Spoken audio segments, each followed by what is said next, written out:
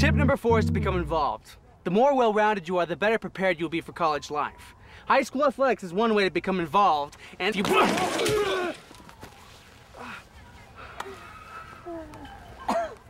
that involved enough for you, buddy? Yeah, a little more involved than I'd counted on. Excellent.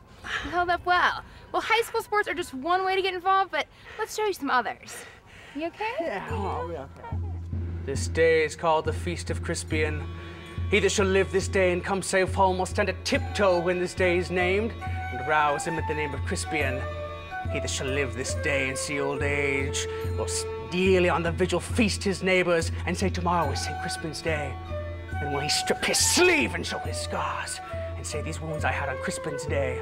Old men forget, yet all shall be forgot. Wow. Yet he'll remember with advantages what feats he did that day.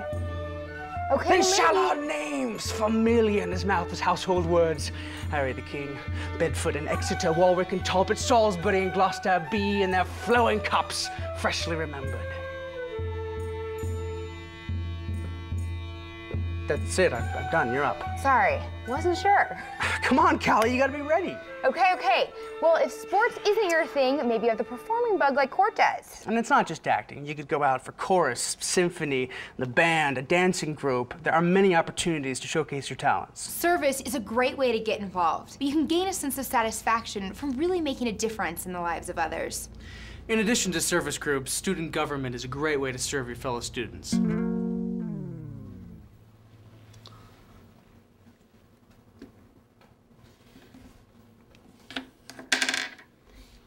If there is something you like to do, a hobby or an interest, there may be a club at your high school you can join.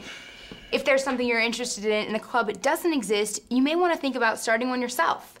The point is, take the initiative. There's no reason not to get involved.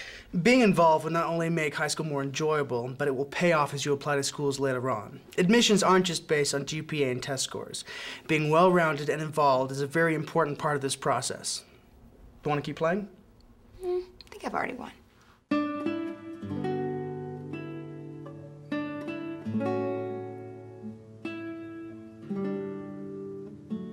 Maybe you're wondering, how are you going to pay for the cost of college? If you are, you're not alone. Actually, 67% of high school students said they're afraid they won't have enough money to pay for school. Luckily, there are a lot of options when it comes to paying for your education. Court, you about done in there? Yeah, I think I got them all. I think I'm gonna need some more to pay for my tuition. I'd say so, but luckily I was just about to give a list of ways to pay for college. Really? What number is collecting aluminum cans? No, that one's not on the list, but let me show you what is. First off, summer jobs are a great way to save money for schooling. Also, a part-time job while in school can help defray the costs. You can apply for Pell Grants. These are loans for education that you don't have to pay back. If you did well in high school or have special talents or abilities, there are many scholarships for which you can apply. Depending on your family's financial situation, they may be able to help you out as well. And finally, there are federal loans which you can take out to pay for your tuition, which you have to pay back once you enter the workforce.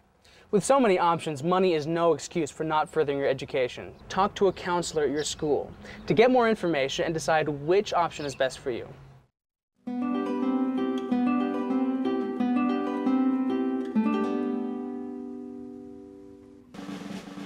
10, 9, 8, 7, 6, 5, 4, 3. What you doing? Callie, you can't interrupt the countdown. Oh, sorry.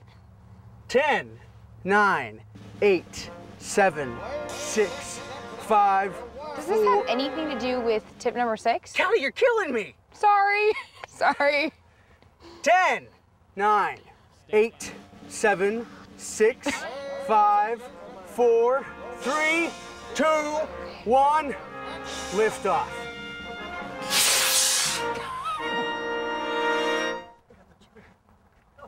Okay, to answer your question, this does have to do with tip number 6. Explore your career options. And you're exploring the career of? Rocket science. Oh, you want to be a rocket scientist? Yeah. So you like math? Well, no, not really. You loved physics. I wasn't too good at physics. Then why would you want to be a rocket scientist? Because rockets are awesome. I mean, did you see how cool that was? Couple pieces of advice. You really need to learn about and explore your career options so you can choose something that you're good at and you'll enjoy. It will make studying so much easier and increase your chances of success. That makes sense. Second, choose something with practical application so you can contribute to your society and help support a family. Something practical that I'm good at and enjoy. Anything else? Just this. Go to www.besmart.com to take a survey which will show you which careers will be best based on your specific skills and interests. Give it a try. Yeah, it's not rocket science. So are you ready for a recap? Why not? Okay, let's do it. Let's review. Tip number 1 is to take college prep courses in high school. This will prepare you for college coursework and strengthen your application. Tip number 2 is to get good grades, develop good study skills, and really put forth your best effort. Tip number 3 is to take the ACT or SAT early. This will give you the opportunity to familiarize yourself with the test and to take it a couple of times so you can improve your score. Even if you're going to vocational or junior college out of high school, taking the test is a good way to gauge how much you learned in high school. Tip number 4 is to get involved, whether it's sports, performing, service, or whatever your interests are. Just do something. Tip number 5 is to start saving now. There are a lot of ways to pay for your education. Research which way is best for you. Number 6 is to explore your career options, to decide really what is best for your skills and interests.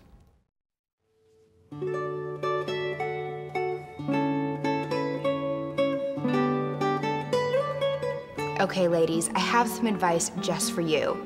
I want you to know that this information is just as important for you as it is for the young men. Some of you may think education isn't as important for you because you plan to get married and spend your time in the home raising children while your husband provides for the family. While being a homemaker is a noble and wonderful thing, life is not always that simple. No one knows that they will be insulated from unexpected difficulties. Illness, injury, or even death, unemployment, or divorce can happen. If you are educated, you will be greater prepared and have a greater ability and confidence to deal with whatever life throws your way. In addition, education and being well-rounded will help you to be a better spouse, mother, member of the church, and your community. Here's President Hinckley's advice for you. Find purpose in your life. Choose the things you would like to do and educate yourselves to be effective in their pursuit. For most, it is very difficult to settle on a vocation. You are hopeful that you will marry and that all will be taken care of. In this day and time, a girl needs an education.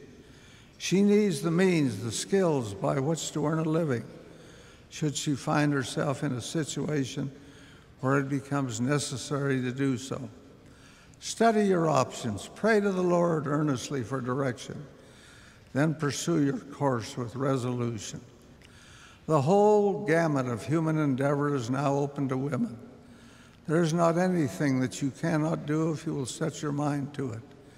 You can include in the dream of the woman you would like to be a picture of one qualified to serve society and make a significant contribution to the world of which you will be a part.